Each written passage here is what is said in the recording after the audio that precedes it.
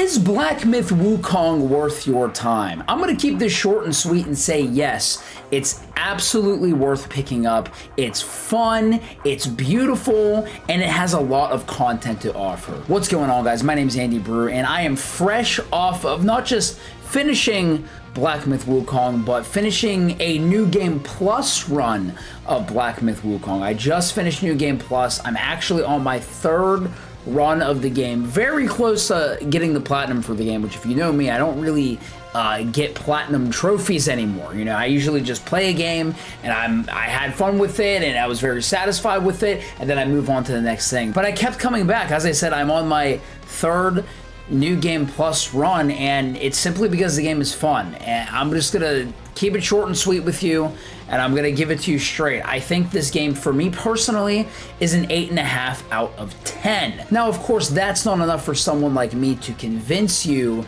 why you should spend time playing this game or why you should buy this game. But I am gonna give you my reasons as to why I think this game is worth your time. I've been following this game for 4 years, and I usually don't make these types of review videos anymore, but considering, you know, we have a history of reacting to the trailers for the last 4 years of this game. We did a whole live playthrough of this game once the game was out.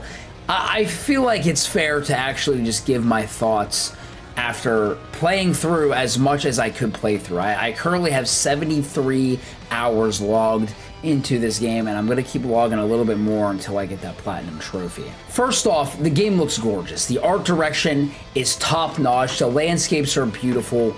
There is a lot of things and a lot of set pieces in this game that are just very visually appealing to the eye. But for someone like me, art isn't really enough to sell me a video game. The game needs to be fun to play, and I am happy to announce that this game is fun. It's actually really fun.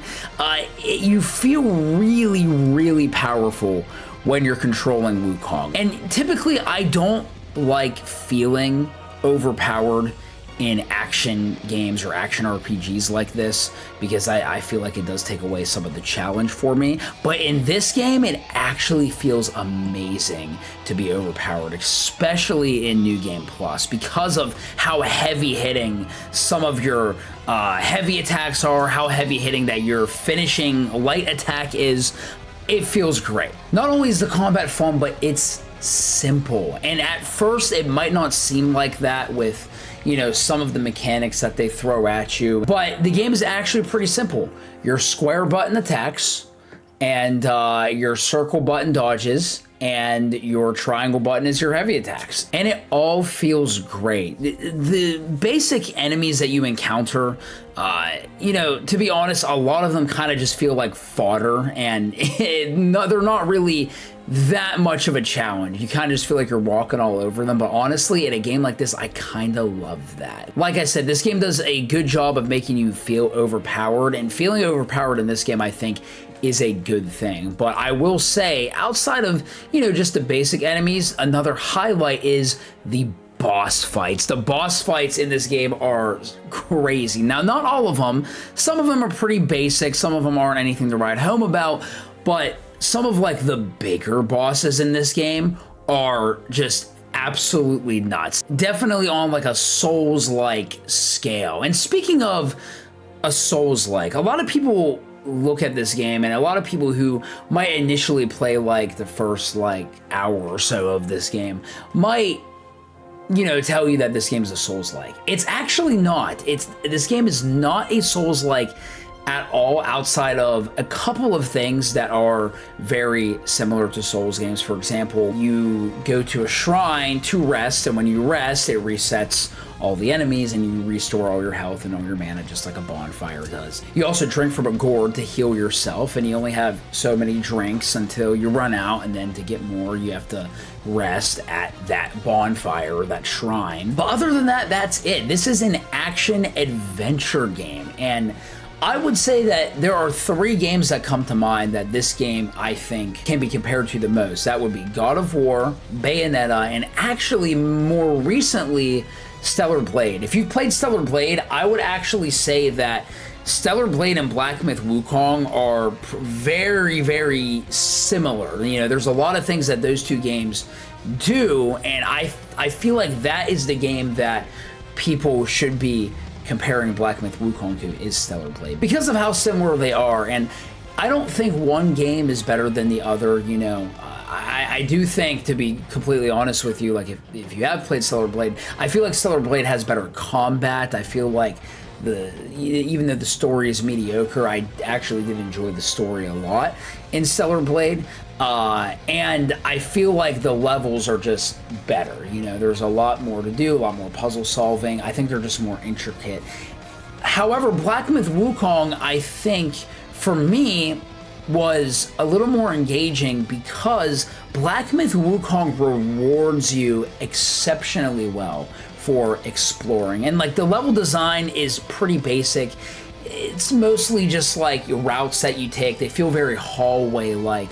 But there's a lot of different branching paths, and there's a lot of things to find in those branching paths. And one of the things that this game does very well with rewarding you with is actually secret boss fights. There are a lot of missable boss fights in this game. Some bosses that I actually think should have been part of the main story of just, you know, you going through the chapter, but they're actually secret. And it's funny because I actually love that. I love that you can miss like huge, crazy, like secret boss encounters like that. And there's dozens of them in this game. There's probably about 90 to 100 boss fights in this game.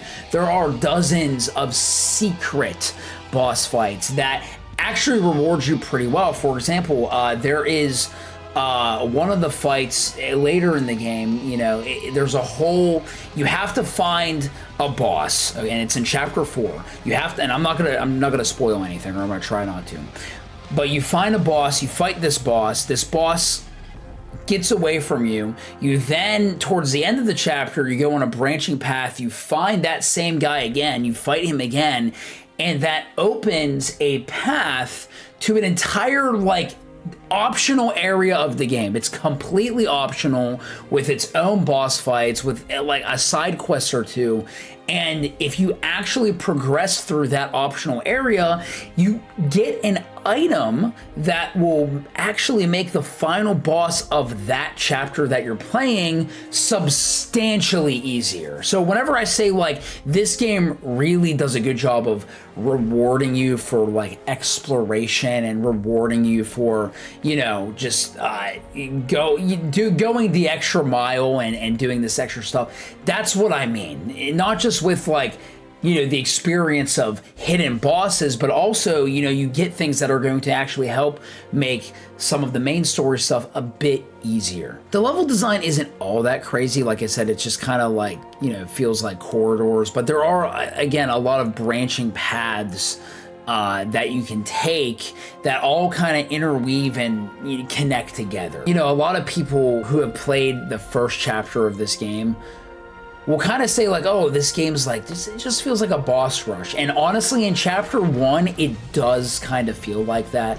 There's a lot of invisible walls in chapter 1, and throughout the game there is a lot of invisible walls, but I promise you, whenever you get farther into the game, it opens up so much more. I know I've been praising this game a lot because I really do think it is a great game that is worth the purchase, but I do have some criticisms of the game. One of the biggest ones for me personally is the story. Keep in mind, this is coming from somebody who I don't know anything about Journey to the West. I'm not even really a Dragon Ball fan, right? Like, I just don't know anything about Sun Wukong. The story itself didn't, you know, it was kind of hard to follow. I feel like if you are somebody who knows a lot about Journey to the West and is very knowledgeable on Sun Wukong, I feel like you're actually going to love the story of this, right? You're going to catch a lot more things than I did. But as somebody who's very new to just Journey to the West in general, it was pretty hard to like follow like most of the story, you know, other than like, okay, we're going to each chapter and we're collecting these relics. I have a general idea of like what happened, but it wasn't anything that I couldn't really get attached to the story, is what I'm saying. And I do wish there was a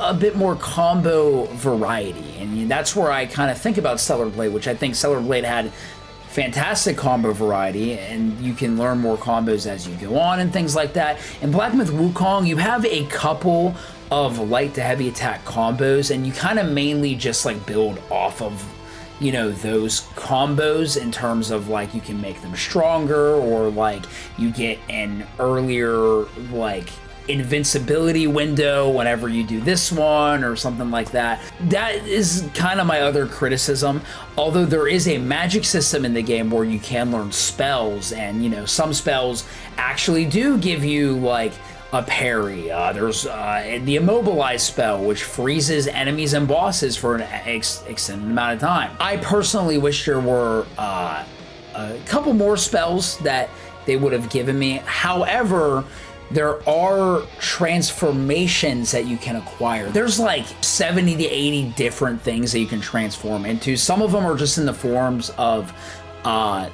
like one-shot, you know, summons that, you know, you kind of pull it out for like one attack and then you transform back. But there are others where it's a full-blown transformation with their own play style, their own moves, and I think that's kind of where the combo variety actually comes in, is in the transformations. There's just not a ton of combo variety with just base Wukong himself, but the transformations are another highlight. I think there's about 10 to 12 like hard transformations in the game where you actually transform into like one of the bosses that you just fought, and you actually get their moves and their light and heavy attack moves that you can use, and they all do different things. I think that's awesome. I thought that, again, that was one of my favorite parts because it was a good way to kind of change the combat a little bit instead of just, you know, the light and heavy attacks that I've been doing. If you enjoy engaging combat and, you know, you enjoy like the thrill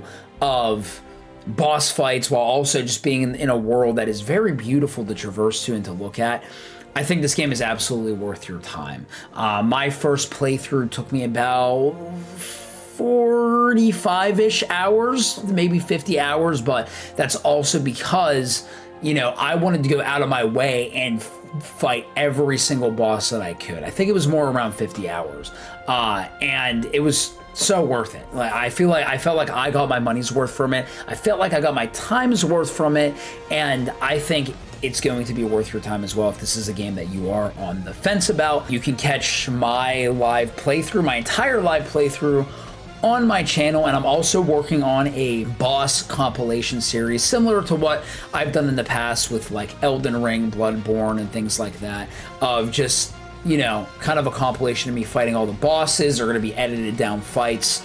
Sometimes I throw my own music in there, sometimes I don't. Currently have chapter 1 and 2 out, so you can check those out on the channel as well. Thank you guys for checking out this video. Like I said, you can check out some of my other content on Black Myth Wukong, whether it be the whole live playthrough, the boss compilation series, or even just trailer reactions before the game came out. We have been following this game for 4 years. I can't believe I still got to play it and that I finished it, and I'm happy to say that it was a solid game that came out this year. So thank you for watching, and until the next one, I'll see you guys later.